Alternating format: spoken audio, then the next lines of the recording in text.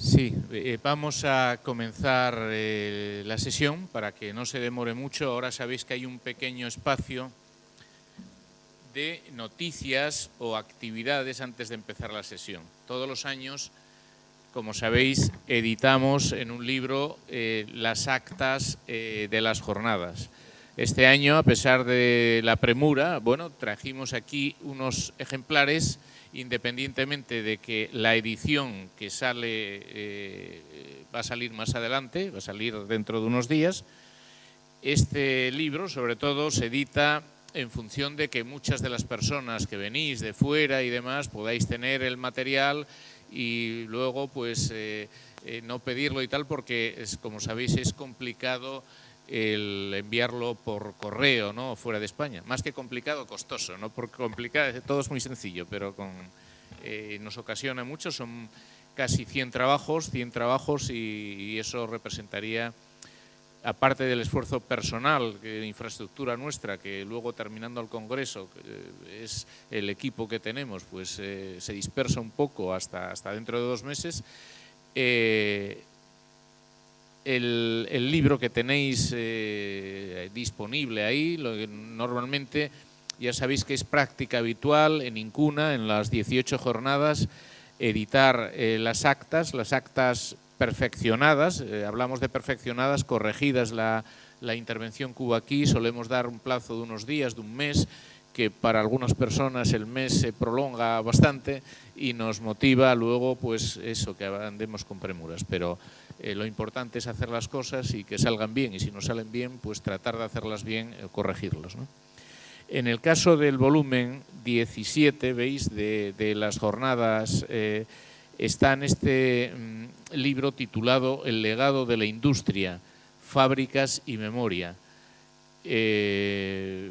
Trata sobre los archivos industriales, las fototecas, las bibliotecas y aquellas experiencias de reutilización del patrimonio industrial para centros documentales. Se ha tratado de recoger en los apartados, los 4 apartados, ¿no? que dividimos el Congreso el año pasado. En algunos casos, el orden que veis, o la mayor parte de los casos de exposición en materia en el libro, pues es el orden de intervención el año pasado fundamentalmente, que tratamos que sea por apartados, por orden, ¿no? alfabético y posteriormente con las correcciones que existen, ¿no? de horarios en ese aspecto, ¿no?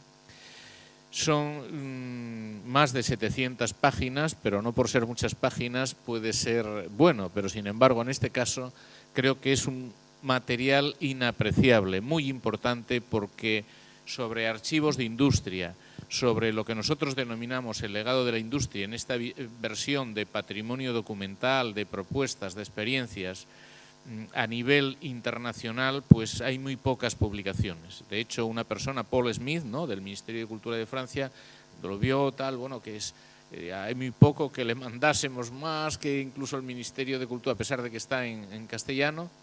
Respetamos, como es habitual también, los idiomas originales, no traducimos para que tenga más rigor y calidad y efectivamente que el carácter internacional sea un hecho, no una retórica. O sea que hay artículos en italiano, hay artículos en portugués, hay artículos en inglés, artículos en francés. Me parece que no, en este caso el francés está en inglés, pero de hecho es una publicación que tratamos que sea, como toda la colección, de referencia. Veréis que es el número 17 porque hemos publicado en esta colección algún título más, como con el Politécnico de Turín, de unos programas que tenemos, y entonces la idea de esta colección de los ojos de la memoria es que este material ahora, en nuestra propuesta, y con esto no me voy a extender más, es despiezar estos libros y hacer un vademecum en una plataforma digital. Como estamos hablando de cuestiones de este tipo, en lo que vamos a hablar de ellos, entonces va a estar disponible en Internet, en las bases de datos internacionales. Sabéis que, por ejemplo, en la revista Abaco la tenemos, está en Gestor, ¿no? que es de la Universidad de Harvard, que es la segunda empresa, un spin-off de la Universidad de Harvard, que nos tiene digitalizado todo, y, por ejemplo, las universidades chinas tenemos, lo que se trata es de que todos estos trabajos se difundan, se divulguen y, aunque se critiquen o se cuestionen, pero por lo menos que se conozcan. Y la idea, con referencia al patrimonio industrial, que adelantamos algo al año pasado, es que son prácticamente 1.600 artículos que tenemos. Los hemos despiezado en parte, es un trabajo que hicimos con personas en prácticas, con colaboración con ASATA, Asociación del Trabajo Asociado, de personas que están en el mundo de la edición y demás, despiezando en PDF y hacer un thesaurus de autores y temas. Eso, que aparentemente es muy fácil, en el caso del patrimonio industrial no es así, porque hay elementos muy transversales y luego parte también de lo poco precisa que algunas veces es la definición de lo que entendemos por patrimonio industrial. Pero en aspectos turismo industrial, pues obviamente la referencia de ese ítem está conectada con los autores. O un autor, Alonso, pues salen todos los artículos publicados, ya sea en esto o en otras publicaciones que tenemos, que vamos a incorporar, que tenemos obviamente los derechos y la posibilidad. Con lo cual, esa es nuestra tarea y nuestro objetivo hasta final de año.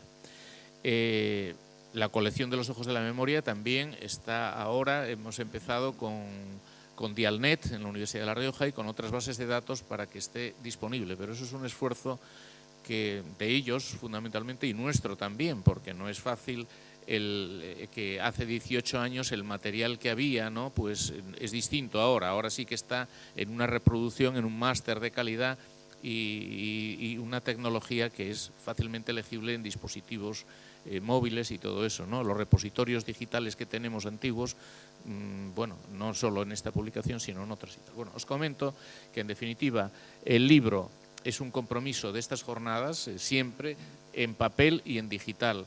Igual que los libros de Abstract, que en la documentación que os hemos dado también está el libro del año pasado, que es un libro actualizado. Este año os damos los repositorios con todos los resúmenes y currículums y demás, que sale también, porque es una norma nuestra que nos permite luego en las bases de datos incorporarlo, está en inglés y está en castellano, y hacemos ese libro de Abstract que tiene también ISBN y que para algunas personas sepa de qué hay y que luego quien se interesa pues también pide el libro en su versión digital o en su versión impresa, que ya sabéis que los tenemos todos en las dos cuestiones. Y luego esa plataforma digital en la cual nosotros pensamos ofrecer a nivel europeo e internacional, precisamente estos programas en los que estamos inmersos nos sirven para eso.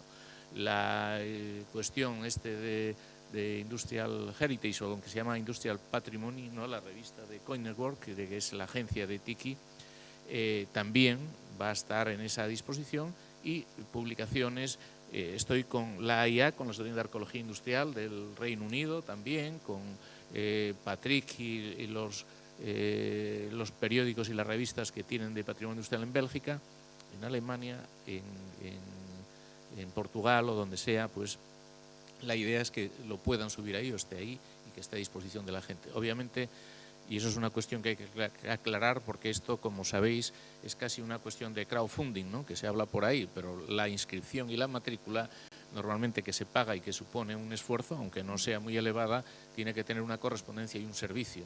Pero en este caso, una cuestión de esta luego hay que mantenerla. La persona que sube, la persona que lo mantiene, la persona que lo actualiza, aunque no sea mucho dinero, sea un precio mínimo, la cuestión es ponerlo para que sea sostenible, porque si no es un ejercicio de voluntarismo, como está pasando en el mundo digital, en el cual se están perdiendo archivos que se pensaba que iban a estar en Internet toda la vida, y como sabéis, para nosotros en bibliografía de referencia están cayendo colecciones bibliográficas impresionantes que están desapareciendo de Internet. ¿Por qué? Por falta de mantenimiento, y en este caso concreto, para vocación de continuidad entre todos los aficionados y amantes de estos temas, pues la idea es que somos una entidad sin ánimo de lucro, pero también sin ánimo de pérdida. Entonces, la cuestión es tanto que se habla de gestión, tenemos que articularnos, ¿no?, casi en funcionamiento de una microempresa para que sean sostenibles algunos de estos proyectos. Pero en definitiva estamos hablando a lo mejor de €1, bajar un artículo, 2 euros, cuando en los referees norteamericanos te cobran 20 euros por un artículo, ¿no? O sea que, o 30 o más, ¿no? Entonces vamos a tratar de que sea un precio mínimo, pero para eso vamos a intentarlo primero, lo que tenemos, ponerlo, y luego ya ir avanzando y bueno, planteándonos críticas, sugerencias y mejoras en lo que nos sea posible, ¿no? Y yo no quiero extenderme más en el capítulo del libro. Creo que efectivamente no es un lugar común más. Sobre archivos de empresa hay muy poco. Sobre inventarios, que hemos hecho un curso en el que hemos participado algunos en Madrid con el Instituto del Patrimonio Cultural y que me ha ofrecido también el coordinar otro curso más adelante en estas materias, pues hay poquísimo. Entonces, la idea es que este tipo de publicaciones estén disponibles sobre todo para orientar, saber qué es lo que existe, y a lo mejor existen otras, seguro, muchísimas otras cosas y muy buenas, mejores, pero que por lo menos esto sea un estímulo para que eso aparezca y, oye, pues vamos a ponerlo a la luz y sacarlo y demás.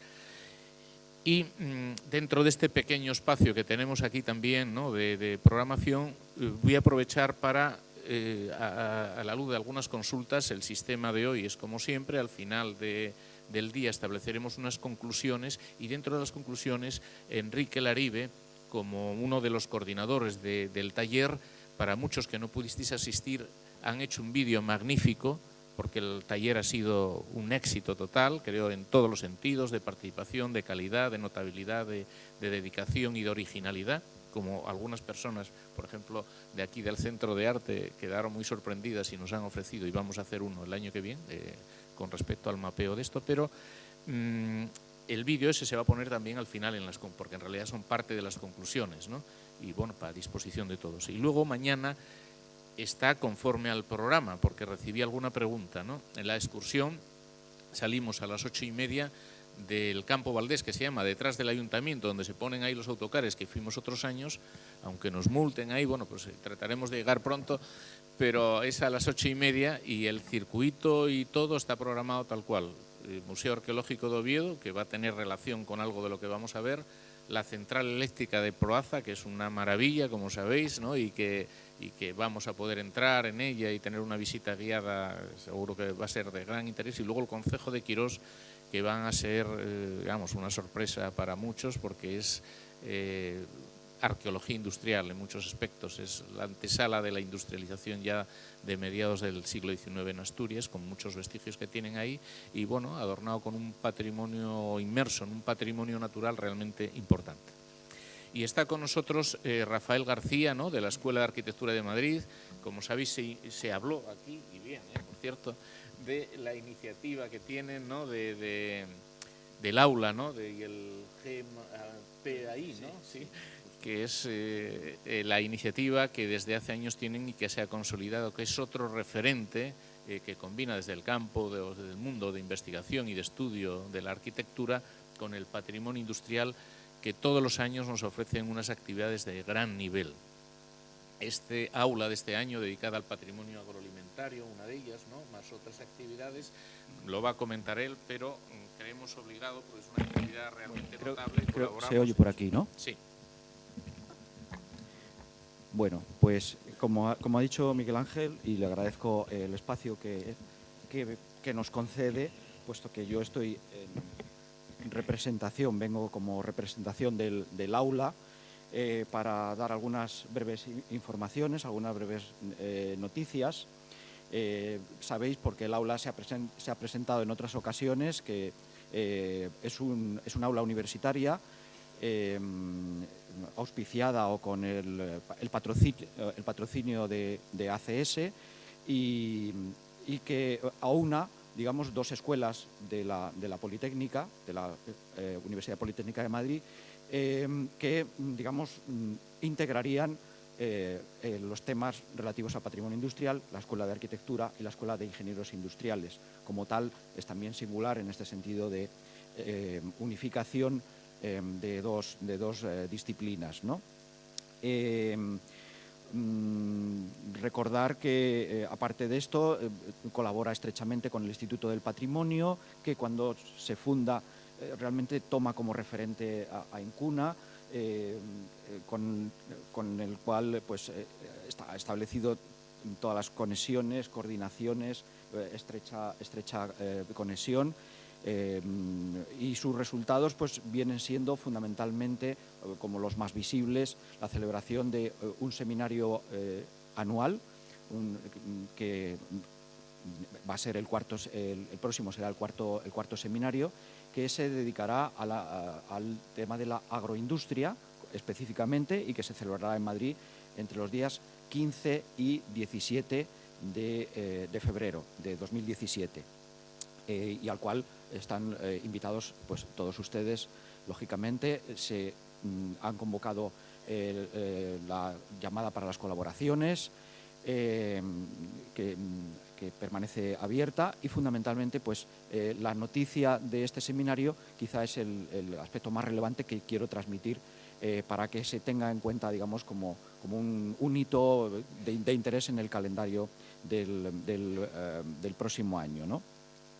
En los fondos que van apareciendo un poco aquí de imagen, pues hay otras informaciones que no entro a comentar directamente, pero que dan una idea del espectro, del ámbito de actividades, además de los seminarios en los que está involucrada, ¿no? Se celebran premios anuales de investigación, dota de becas para trabajos relativos al patrimonio industrial, participación en exposiciones, las cuales varias se han comisariado. Aquí aparecen algunos de esos fondos sobre Río Tinto, fondos bibliográficos de las distintas escuelas de arquitectura, y, en fin, abarcando un amplio número de actividades y de eventos que, por supuesto, no voy a detallar, pero que fueron especialmente importantes el año pasado como año del patrimonio y desarrollo, patrimonio industrial y desarrollo, ¿sabéis? Promovido por Europa, ¿no? Entonces, bueno, teniendo este referente fundamental, también quería un poco doblemente, y aprovechando el momento, pues no digo hacer competencia, pero sí al menos complementar la información sobre publicaciones, pues con algo muy directo, pero que creo que es oportuno, ¿no? Porque sí se liga con el aula, y es la publicación de un número monográfico de una revista del Departamento de Composición en la Escuela de Arquitectura, que para este número, digamos, se vinculó especialmente con el aula. De tal manera que, aunque es una revista disciplinarmente dedicada a composición arquitectónica, pero este año pues se ha dedicado a patrimonio industrial, ¿no? Y en ese sentido, pues bueno, para nosotros es un hito bajo esa vertiente, digamos, de editores. Se liga con todo esto, y bueno, pues me parece que es interesante también darlo a conocer, cerrando un poquito esta breve intervención. Bueno, Cuaderno de Notas, que es el nombre de la revista, que se publica anualmente, es una revista de un corte muy académico, vamos, muy en ámbito, y va dirigido a estudiosos y el mundo más académico. No tiene una difusión, digamos, amplia en papel, pero mi idea es poner un ejemplar junto con el resto de publicaciones para, digamos, inspección o para revisión. No se va a vender, no se va a poder adquirir, pero al menos se va a poder, digamos, tocar, ver, junto con el resto de publicaciones, si Miguel Ángel me da permiso, que yo ya me he adelantado casi un poco sin haberlo consultado. De todas formas, tiene una publicación digital, por lo tanto es consultable plenamente todos los artículos. Tarda un poquito este último número, pero estará y será fácil de consultar. Y les doy, quien quiera un poco tener las claves, simplemente una palabra: Polirred y Cuaderno de Notas. Con estas dos palabras ya se va a encontrar cuál es el repositorio donde está: Polirred y Cuaderno de Notas. Y aprovecho y termino pues para agradecer la iniciativa de que se vaya, digamos, haciendo cada vez más digital toda la colección de cuadernos de la memoria. Y bueno, me atrevo a hacer una petición que a veces comentamos, el deseo de los autores de poder tener el artículo en PDF, ¿no? Poder disponer de que, bueno, en la medida en que es un ruego, ¿no? Que se vaya pudiendo no hay estar a disposición, ningún ¿no? obstáculo a eso. El único problema que, bueno, muchos ya sabéis el sistema de funcionamiento nuestro, que es más por programas, ¿no? Entonces, a veces eso obliga a que no, a un esfuerzo adicional que tardamos tiempo, porque no hay gente ahí en estos meses de preparación de las jornadas, o cuando estamos con los talleres, o cuando estamos con otro, pues hay un equipo de personas trabajando, o cuando empieza en febrero, personas de prácticas de la universidad y todo eso, que funciona perfectamente, pero no sabéis la aluvión de certificaciones, de no sé qué, tal, de correos de medio mundo que oye, a ver si nos dais bibliografía sobre lo que eran las caleras y tal, o sobre no sé qué de las minas en Casa del Demonio, ¿no? Entonces, claro, la persona que está ahí a veces, que viene de la universidad, que está haciendo de historia del arte y tal, se vuelve loco y no sabe muy bien a quién pregunto y qué tal, ¿no? Entonces, lo comento para que esto, que lo vamos a hacer en todos lo que lo pidáis, pero que a lo mejor no se hace de inmediato. Por lo tanto, con antelación, igual que en otro tipo de cuestiones, pedir, oye, cuando podáis mandar el PDF, porque así ya lo tenemos previsto y lo vamos mandando, porque si no es una aluvión de correos que a lo mejor lo necesitáis para mañana, muchas veces por una evaluación o por la presentación de un currículum o lo que sea, y a lo mejor no lo podemos hacer hasta dentro de un mes, con lo cual en lo de este año vamos a procurar hacerlo ya, despiezar, como os decía, en todos, de inmediato. Tiene su ISBN, tiene sus datos, el modelo de certificación que tenemos que entregar, y mandamos con eso el PDF.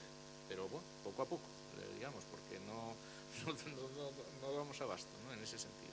Pero nada más. Pues nada, muchas gracias. Y bueno, pues vamos a comenzar la sesión. La cuestión que tenemos en marcha, y por eso lo hemos puesto aquí, es que a veces los ítems generales y de redes, transmisión de conocimientos, de establecimiento de acuerdos o de programas, que para eso nos vemos aquí muchas veces o vamos a otros lugares, y que luego en el curso del año nos vamos retroalimentando. Hay un apartado concreto que son los programas europeos, ¿no? Entonces, dentro de los programas europeos hay una casuística impresionante, una cuestión que habíamos pensado, porque tenemos amigos aquí, además, que son consultores y muy buenos de la Unión Europea, que nos podían hablar de la financiación de proyectos, de hacerlo y tal, pero sería complicar en demasía la cuestión, y también por razones de tiempo. De todos modos, está con nosotros Davide Delfino, Davide, ¿no? Delfino. Él es italiano, que trabaja en Portugal, en Abrante, en el proyecto Museo Ibérico de Arqueología y Arte, porque es de profesión arqueólogo, entre otras muchas cuestiones, ¿no? Trabaja en un instituto Terra e Memoria, que es una iniciativa realmente importante, privada pero de utilidad pública, ¿no? Con conciertos de utilidad pública, con la Cámara Municipal de Abrantes.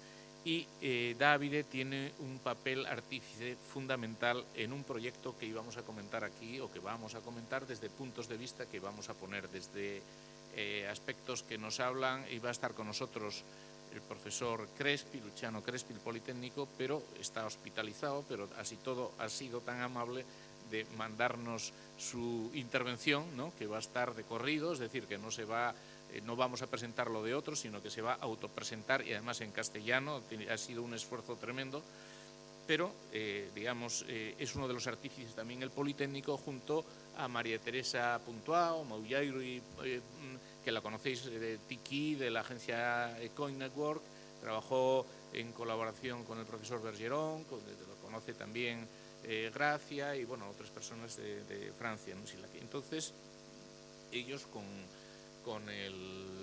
tenían un proyecto, SBRID, que trata, como veis en el programa, de estos aspectos que yo he sintetizado como de difusión, divulgación, de utilizar las nuevas herramientas tecnológicas del patrimonio industrial para llegar a un público cada vez más amplio, a ese público o a esas personas que por motivos de discapacidad física, que por cuestiones económicas, que por comprensión cultural de esto del patrimonio que les parece muy complicado, que es una cosa extraña, o digamos a personas que viven en lugares muy alejados de los centros de decisión, de los centros más dinámicos, pues son proyectos que incentivan la divulgación partiendo de lo local y llegando a lo global, lo local en este caso, ¿no? Y es sobre todo nuevas tecnologías para el uso y el disfrute del patrimonio industrial. En ese sentido, el proyecto europeo SBRIT se planteó, y lo comentará Davide, ¿no?, con arreglo a la presentación también de María Teresa, que nos lo mandó, pero lo que no queremos aquí es agotar una presentación, poner que estéis mirando, sino que sea un poco a viva voz, ¿no? Entonces, en ese proyecto, en el último, que ahora se replantea y se va a plantear con el Horizonte 2020, ¿no?, que se llama con a lo mejor la posibilidad de Europa creativa también, pero comentará mejor él, pues hay 13 partners, socios de 13 países europeos. Nosotros estamos y avanzaré luego yo un poco en qué temas participamos o colaboramos nosotros, y la idea fundamental es partir del hecho de lo que es el patrimonio industrial como testimonio de lo que es la industrialización. Aquí vimos en todas las intervenciones cómo el proceso de la industrialización desde finales del 18 y principios del 19 significa una etapa fundamental de la historia contemporánea, pero una etapa en la cual estamos involucrados todos y condiciona nuestras formas de ver y entender la vida. Cuando hablamos de la mina de Lieres, por ejemplo, aquí, o de la fábrica de la Real Compañía Asturiana de Minas, de zinc, estamos hablando de un hecho global, independientemente de la importancia local que tienen. Solvay es la propietaria de Minas de Lieres y los ingenieros que venían aquí pues eran belgas. Habían la mayor parte estudiado en la Universidad de Lieja, que es la formadora de muchos técnicos y cuadros que fueron capitanes de la industria y técnicos después. En el hecho de la Real Compañía Asturiana de Minas, ya lo comentamos y un día pusimos aquí, la difusión de su saber hacer, de su memoria del trabajo y de su tecnología está en todo el mundo. Tenemos en Virginia, en Estados Unidos, lugares donde se habla asturiano, donde se celebra el Día de Covadonga. Y dicen, bueno, pues ¿esto qué es? ¿Están chiflados? No, es que hubo lo que ahora se llama una operación llave en mano. La tecnología de procesamiento del zinc se exportó y contrataron a lo que eran técnicos y trabajadores que fueron allá con sus familias y quedaron a vivir. Y hoy viven en Virginia y otros están en Pittsburgh y otros están en otros lugares, en Torreón, en México. Y eso condiciona un papel de la industrialización que interrelaciona a personas, a lugares y a territorios. Almadén, mina de mercurio, pero gran parte de la maquinaria que había ahí venía de Asturias, muchos ingenieros, muchos trabajadores, y bueno, puedo dar ejemplos de este tipo. Entonces, aprovechando el tema del patrimonio industrial, nosotros lo planteamos como un elemento de cohesión territorial europea y un elemento que nos une más que nos separa, y donde lo local adquiere una dimensión global, en este caso, que incluso trasciende el ámbito europeo y va a una dimensión más universal, como en algunos programas.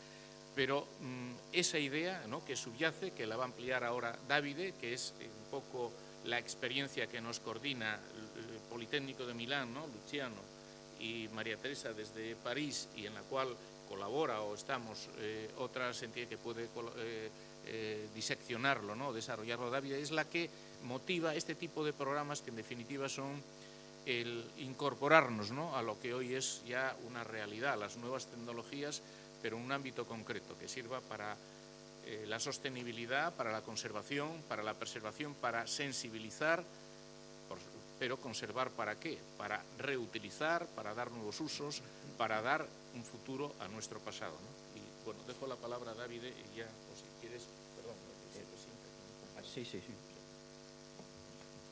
Aquí mejor su habla, o ponemos al Crespo.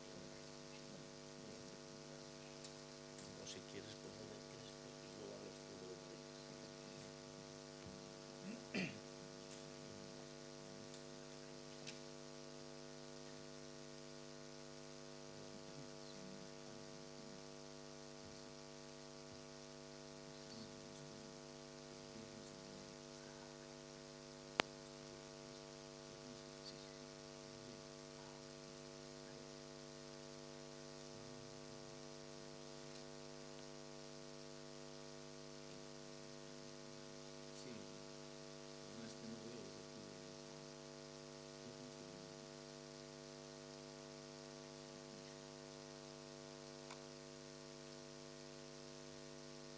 Luciano Cresmi es arquitecto, profesor de diseño arquitectónico y profesor de diseño arquitectónico en el Politécnico de Milán.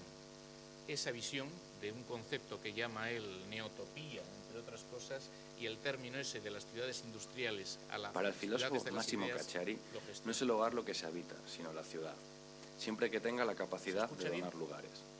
El lugar es donde nos paramos, es una pausa, es igual que el silencio en las partituras. Para Perec, el espacio es lo que para la mirada donde se tropieza la vista.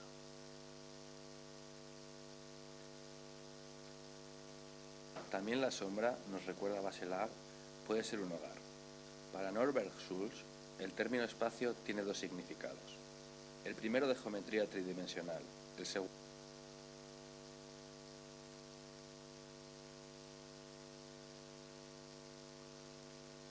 Para entender mejor el segundo se vuelve crucial la noción de carácter, como calidad que depende tanto de la forma concreta del lugar como de la sustancia de los elementos que lo definen.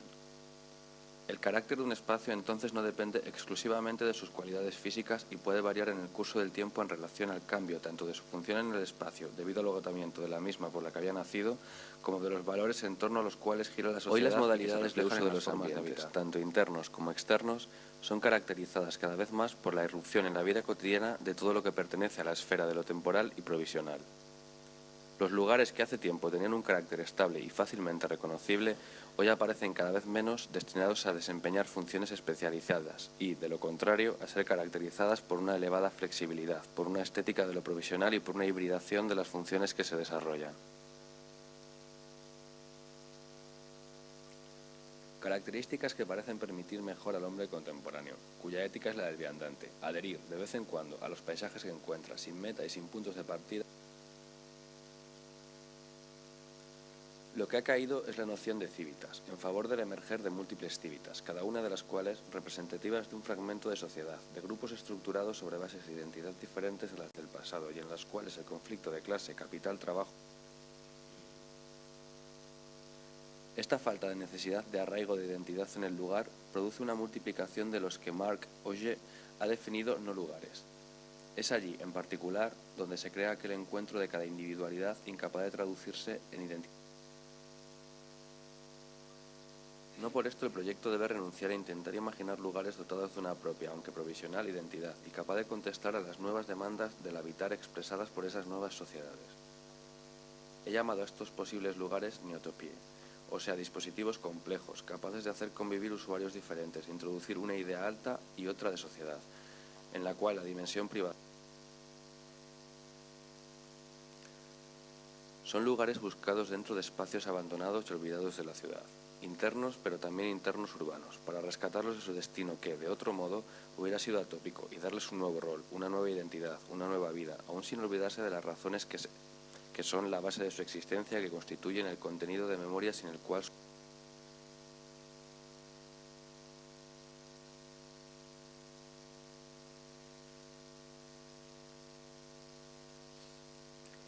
En uno de sus importantes estudios sobre la ciudad contemporánea, Saskia Sachet habla de borderlands, espacios de frontera, puentes entre las diferentes realidades que tienen que ser construidos y que pueden ser representativos de una nueva generación de espacios públicos.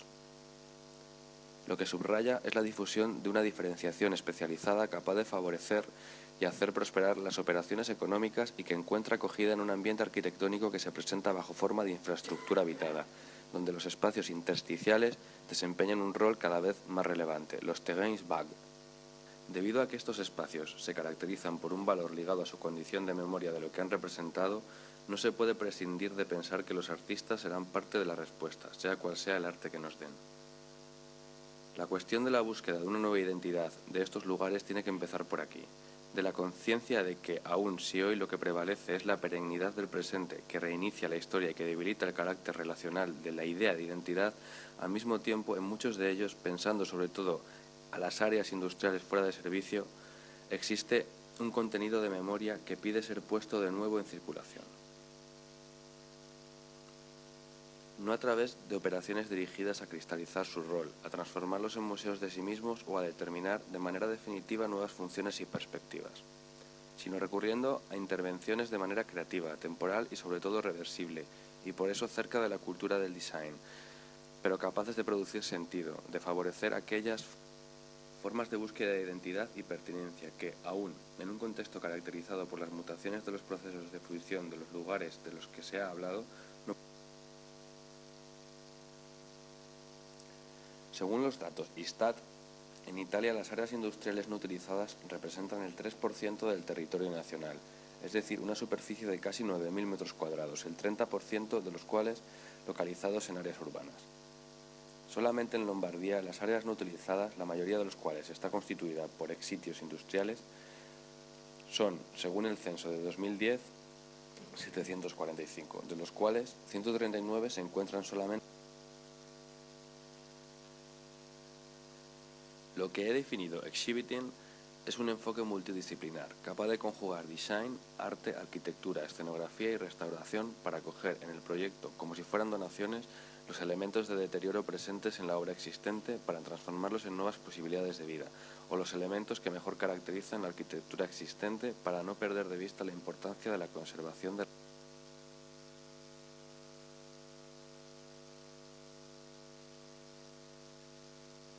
Se podría hablar del design del no acabado, como un lenguaje fundado desde el punto de vista de los contenidos sobre el uso de la metáfora, de la alegoría y en general del lenguaje figurado. Desde el punto de vista de los instrumentos, sobre el uso de los materiales de bajo coste, ligeros, residuos y de soluciones realizables en periodos cortos de tiempo, reversibles. Desde el punto de vista de la sintaxis en el uso de todas aquellas medidas que pertenecen a la tradición del proyecto, en arquitectura, en el arte, en la música, en el cine, desde el cambio de escala a la reiteración, al anamorfis, al ilusionismo perspectivo, Es en esta perspectiva que han sido conducidas las experimentaciones de proyecto con los estudiantes del curso de licenciatura en Interior Design del Politécnico de Milán, sobre las áreas de la Sex Breda en Sesto San Giovanni, introduciendo algunas funciones análogas a las que en otros contextos geográficos han sido definidas ciudades de los jóvenes.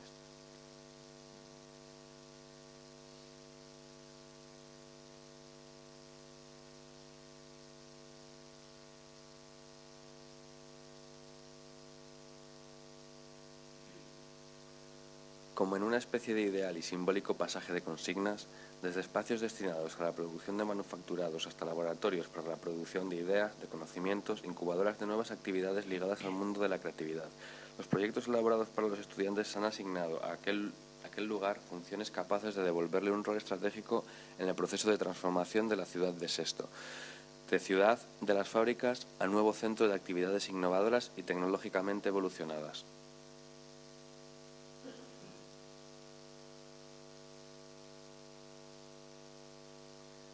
También hubo actividades en la Casa del Agua, maravilloso manufacturado industrial de 1920, en aquel tiempo utilizado para controlar el agua potable, que han sido destinadas a introducir temporalmente dispositivos capaces de permitir algunas actividades expositivas en un escenario de extraordinaria sugestión.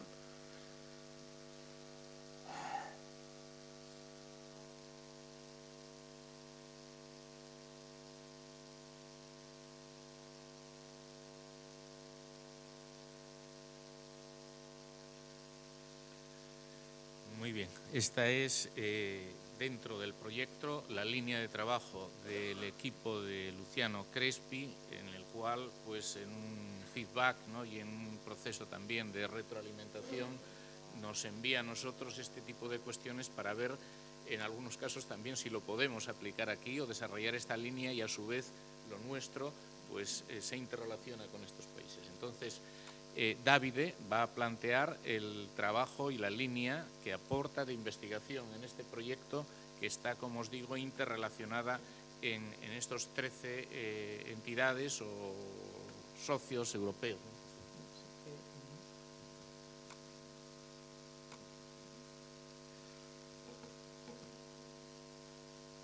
Bueno, buenos días a todos.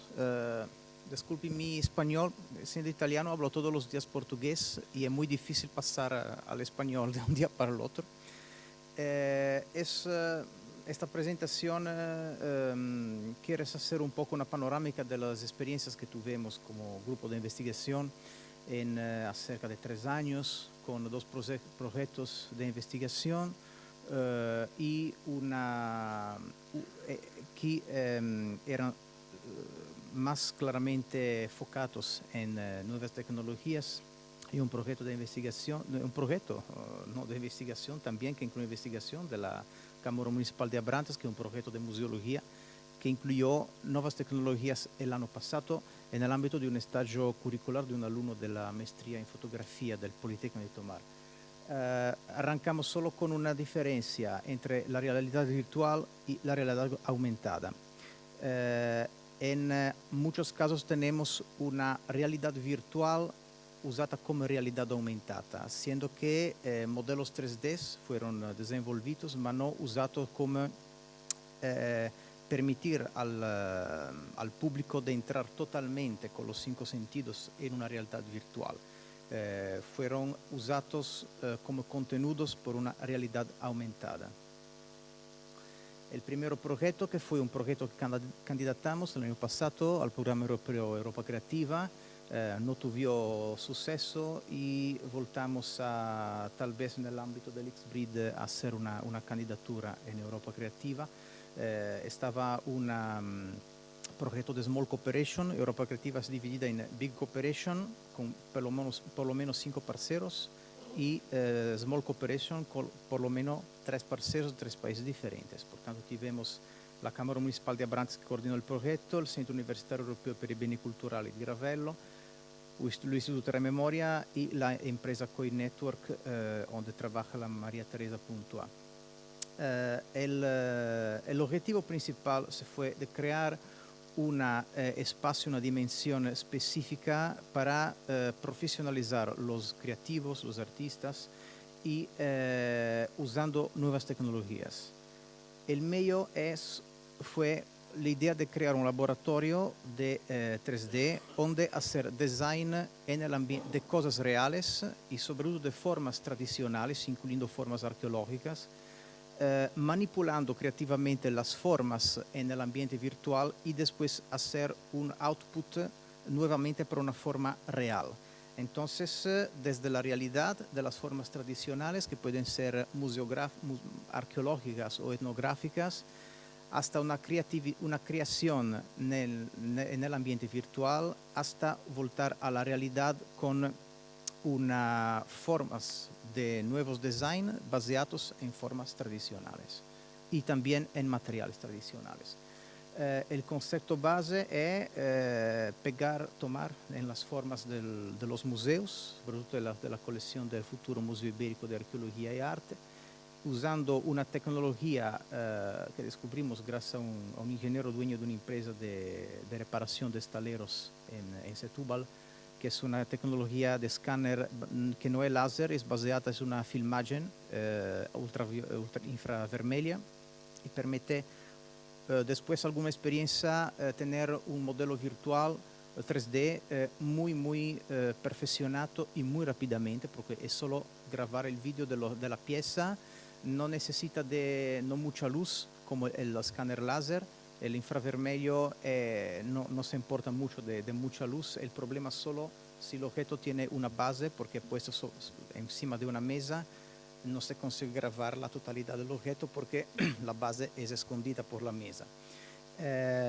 Una vez adquiridas las imágenes 3D reales, los creativos podrían haber sido convidados a manipular creativamente la imagen en el ambiente 3D y después con una impresora 3D hacer o piezas en polímeros o otros materiales disponibles para las impresoras 3D para hacer piezas de design contemporáneo basados en formas tradicionales, o hacer un modelo físico de estas impresas reales de la creación en el ambiente 3D para replicar la misma forma con materiales tradicionales de las 3 tierras envolvidas en el proyecto.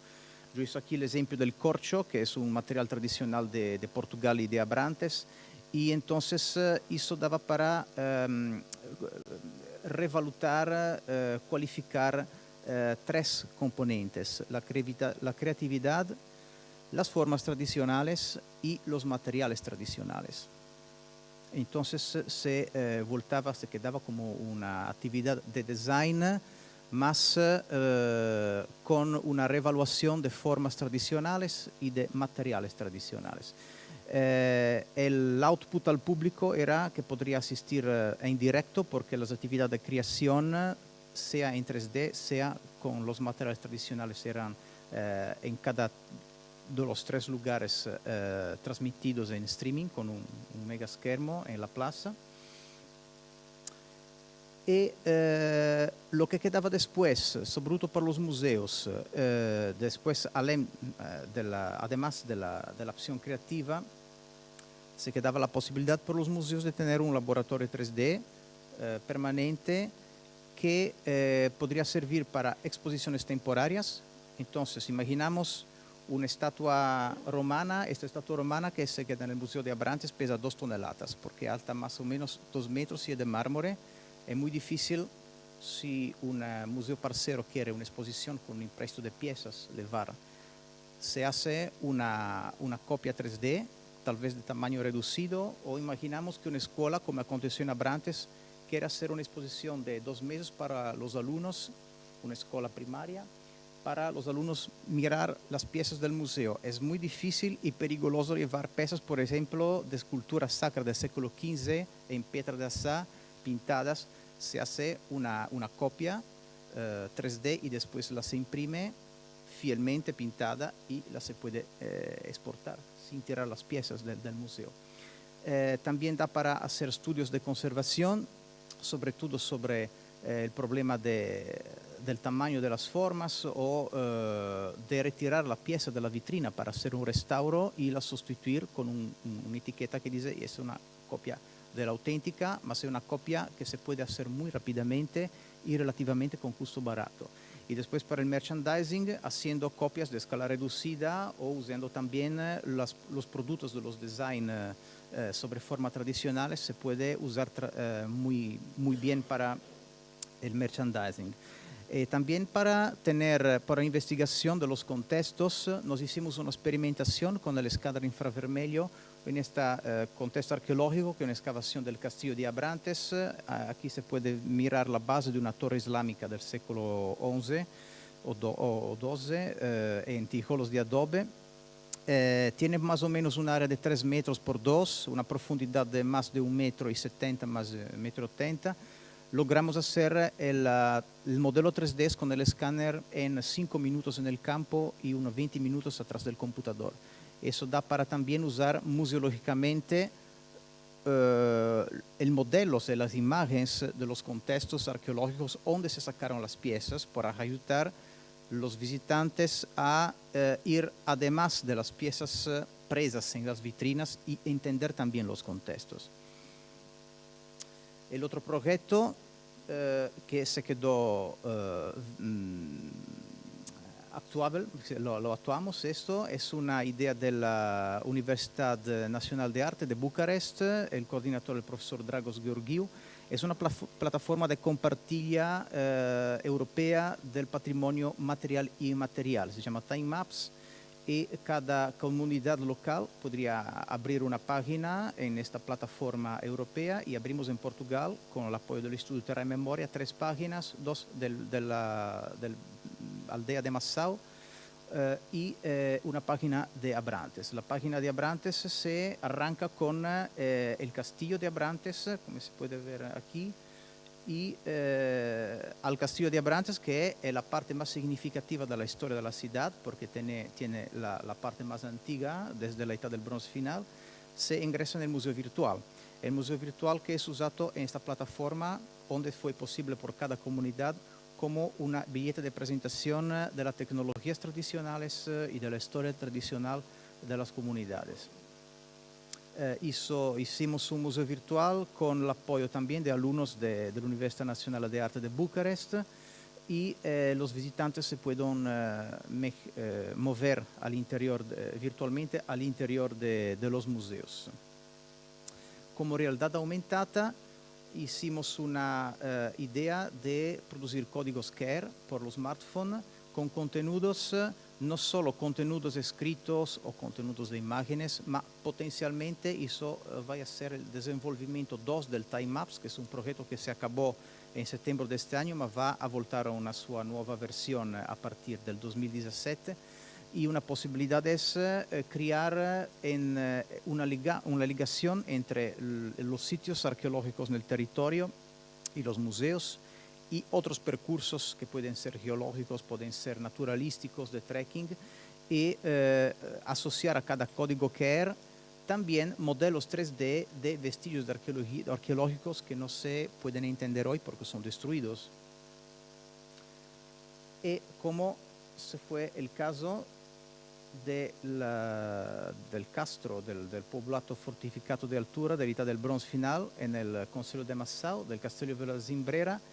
Hicimos excavaciones arqueológicas a 4 años, tuvimos suficientes datos para hacer una reconstrucción del ambiente habitativo y de la muralla de piedra a seco, y entonces con un estallo de una luna de design hicimos el modelo 3D y eso podría ser uno de los contenidos 3D, por tanto de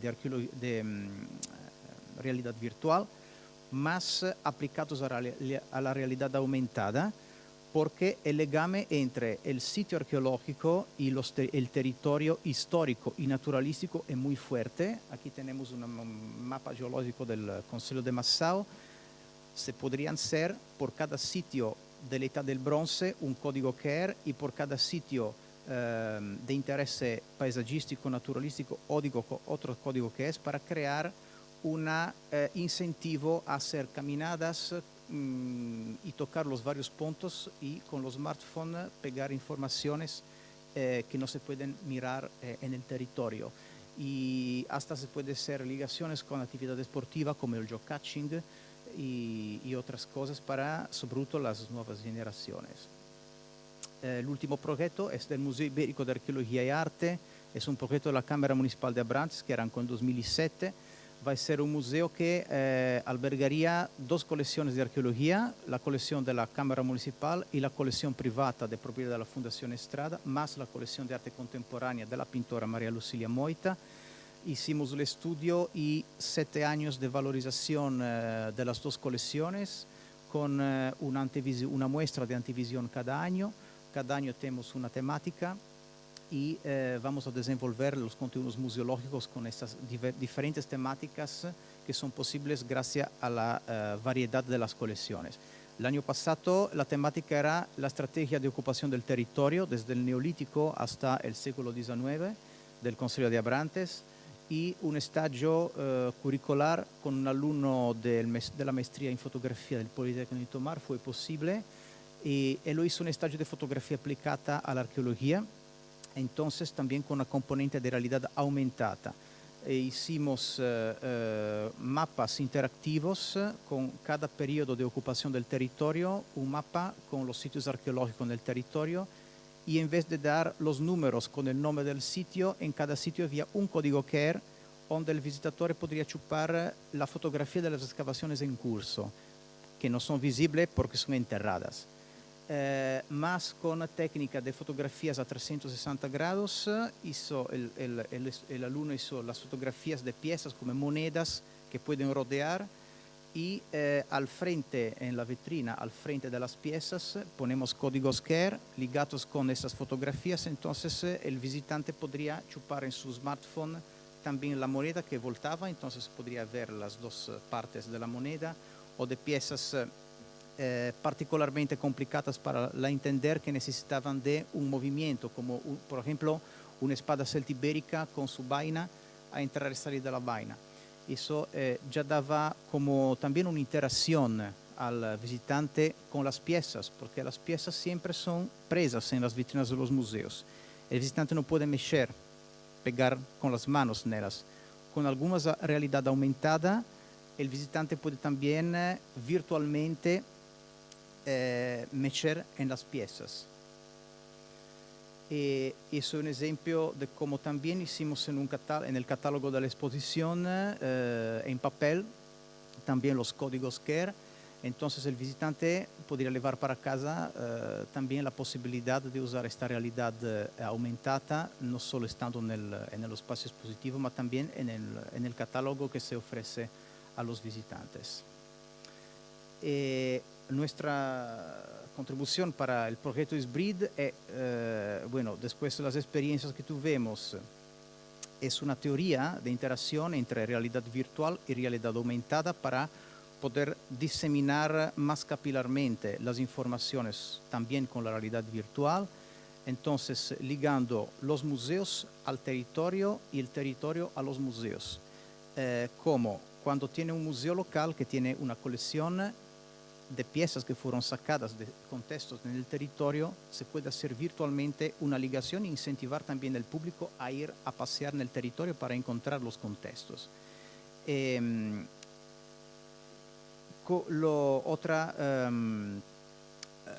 Otra contribución es preguntarse lo que es mejor por el público, para comunicar al público, por tanto, de un punto de vista de un feedback entre especialistas y público y calibrándola con lo que el público quiere. Por ejemplo, la realidad aumentada, pienso que las nuevas generaciones lo quieren porque son más atraídos de estas brincaderas electrónicas y entonces puede ser una buena esca para atraer también los jóvenes. Y después es la ligación entre la creación artística, los museos y la investigación científica, usando la creación artística también como otra esca, otro incentivo, sobre todo en el público en las plazas, para aproximarse, para estimular curiosidad, aproximarse a los sitios en cuestión.